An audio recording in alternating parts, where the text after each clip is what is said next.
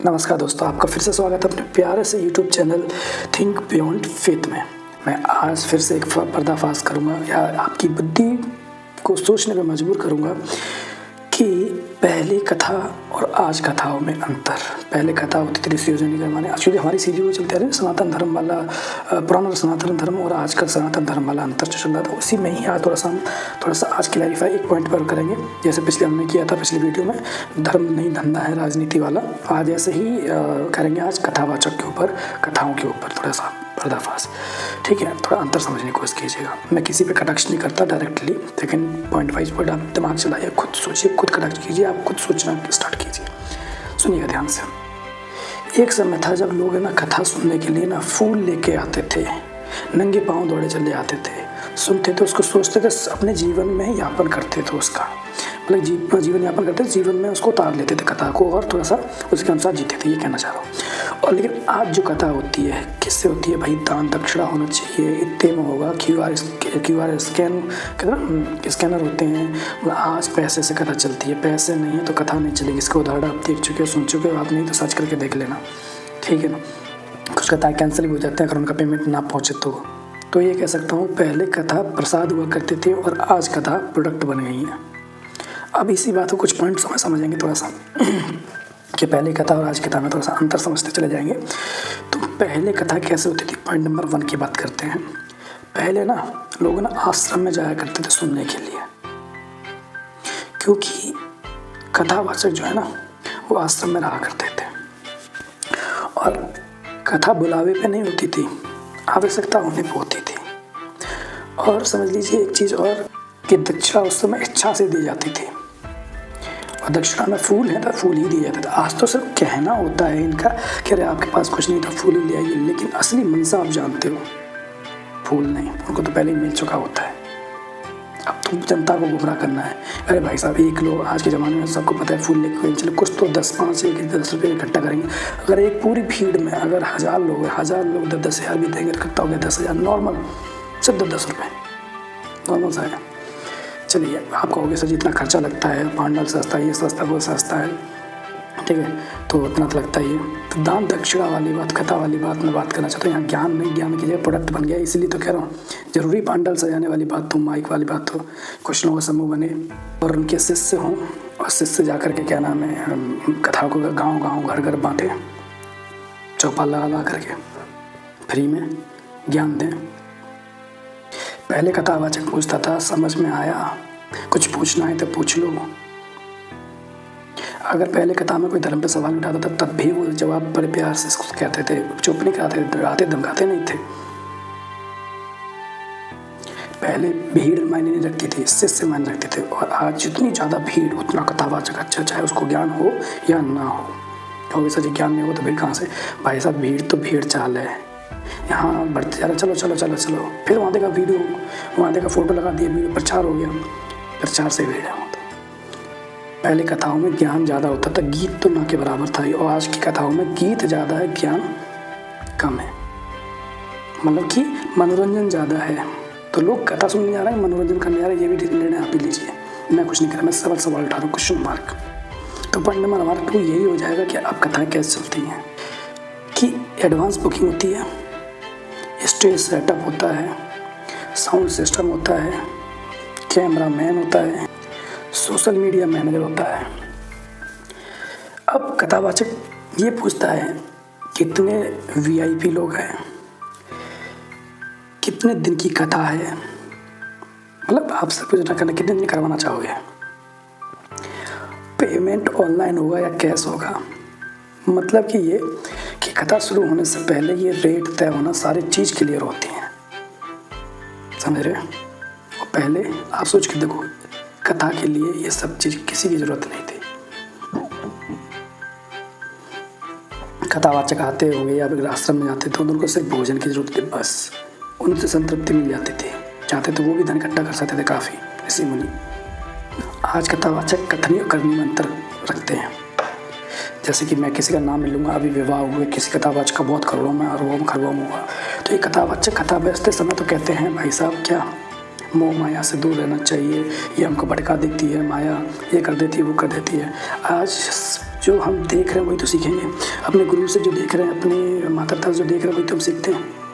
तो कथावाचक यानी उनके गुरु भगवान जैसे हुए हैं, देखा होगा भगवान मान लेंगे लोग कथावाचक को। तो भाई गुरु जैसा करेगा वैसे रिसर्च करने की कोशिश करेगा। आप कह रहे हो कि मोहमाया से दूर रहो, दान कर दो, ये कर दो, वो कर दो, और आप डेस्टिनेशन शादी कर रहे हैं। चलिए ये टॉपिक अपना अपने हिसाब से सोचिएगा, उद्देश्य सोचिएगा। ये मैं किसी को नहीं, मैं क्वेश्चन मार्क ही समझिएगा इसको, ऐसा क्यों। तो पॉइंट नंबर 3 में यही बात करेंगे कि पहले कथावाचक कमाई और आज की कमाई में अंतर, आज कथावाचक कमाई में अंतर जरा थोड़ा सोच के देखते हैं। पहले थोड़ा सा अनाज मिल जाए भोजन बनाने के लिए, थोड़ी सी जगह मिल जाए तो रहने के लिए, किसके लिए, सिर्फ रहने के लिए, हमेशा रहने के लिए नहीं, फिर उनको चले जाना होता था दूसरी जगह पर, और सम्मान मिले सबसे, और थोड़े से वस्त्र, क्योंकि उनको तो कथा वाचना है, ज्ञान देना है। अब कमा तो रहे हैं, सारा चीज़ कर नहीं रहे हैं, फ्री में कर रहे हैं सब कुछ। तो इतना जनता थोड़ा सा इकट्ठा करते थे और इतना करके अपने संतुष्ट हो जाते थे, क्योंकि उनको पता था ज़्यादा रखने से हम उनको लालच पैदा होगा और वो कथा वाचना छोड़ देंगे। कथा छोड़ देंगे मतलब यहाँ पे ये था कि वो माया के लोभ और लालच में फिर कथा करेंगे तो नहीं, तो फिर वो कथा से दूर होकर के अपने दूसरे कार्य क्षेत्र ले जाएंगे, तो फिर कथा कौन बाँचेगा। तब ये हुआ करता था। और इसमें कुछ लोग फिर ऐसे घुसते, ऐसे पाखंड घुसता गया, नॉलेज कम, गीत गाँव से इनको मनोरंजन ज़्यादा कर दिया गया। और आपकी कथाओं में लाखों का तो खर्चा, अलग से सिक्योरिटी, अलग से व्यवस्था रहने खाने की, अलग से सब कुछ। अब लाखों की होगी कथा, यात्रा के लिए चाहिए अलग से पैसा, आने जाने का किराया खर्चा, फिर सिक्योरिटी गार्ड चाहिए इनको, अलग से एक होटल चाहिए इनको, इनके और इनके शिष्यों को साथी। मतलब ये बुकिंग के अलावा है कि जो कथा का जो चार्ज है उसके अलावा पैसा है ये। और सबसे बड़ी बात, इनके पास एक दान पेटी साथ में रहेगी, सामने रखी हुई कथावाचक सबसे ज़्यादा, तो वो दान इन्हीं का ही हो जाएगा। तो मतलब ये पहले कथावाचक का जो था ना मॉडल, त्याग का मॉडल था, सैक्रिफाइस। और आज जो कथावाचकों का जो मॉडल है वो इनकम का मॉडल है। त्याग तो नहीं, त्याग तो भूल जाइए, त्यागना तो आपको है, उनको नहीं। यही सिखाते हैं बस। पॉइंट नंबर 4 की तरफ बात करते हैं, कथा बिकती कैसे है। हाँ, कथा बिकती है आज। कैसे? इमोशंस का खेल, सारा किसका साइकोलॉजिकल वे से बेचते हैं कि रोएंगे धोएंगे कथा करते समय। पहले ऐसा नहीं हुआ, डर दिखाने से, स्वर्ग नरक का पैकेज बताने से, कहेंगे ये कर लो तो सब ठीक होगा, ये नहीं करोगे तो नहीं होगा। मतलब जितना ज़्यादा आप रोएंगे या रुलाएंगे सामने वाले को, इतना फीलिंग भरे बातों में करेंगे, इतना रुलाएंगे, उतना ज़्यादा चढ़ावा आएगा, जितना इमोशन। वैसे सबसे आगे रहती है कौन? स्त्रियाँ। उनको पता है किसको पॉइंट आउट करते हैं सबसे ज़्यादा, स्त्रियों को सबसे ज़्यादा भीड़ मिलेगी कथावाचकों में, कथाओं की जगह पर स्त्रियों की। मतलब भावना इजकल टू कन्वर्जन, और ये कैसे मतलब भक्ति इजकल टू इनकम, यानी चढ़ावा, मतलब रेवेन्यू। अब मैं थोड़ा पॉइंट नंबर 5 की तरफ बढ़ रहा हूँ। शास्त्र बनाम स्टोरी टेलिंग।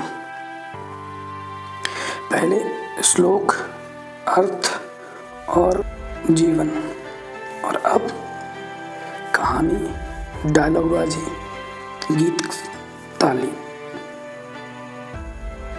मतलब श्लोक छोटा, डायलॉग लंबा, गीत भजन में डालते रहो, रटवाते रहो। रटवाना और कुछ चल गया है, टाइम पास रटवाना, क्योंकि श्लोक है ना सोच मांगता है, और ये कहानियाँ तालियाँ मांगती हैं। भावनात्मक तौर पे कहेंगे तो आंसू मांगते हैं। आंसू की बात मैंने बताई दिया क्या होता है, फिर फीलिंग में देकर के। पॉइंट नंबर 6 से बात करेंगे, आज का श्रोता क्या बन गया है। श्रोता है ना सुनने वाला, कथा सुनने जो चाहते हैं वो क्या बन गए। पहले क्या बन के जाते थे, क्या बन जाते थे।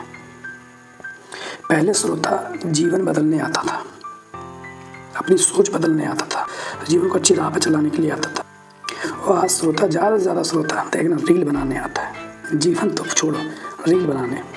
पहले ना कथाओं से अहंकार घटता था, और आज कथा के बाद डीपी बदलती है, स्टोरी बदलती है, समझे।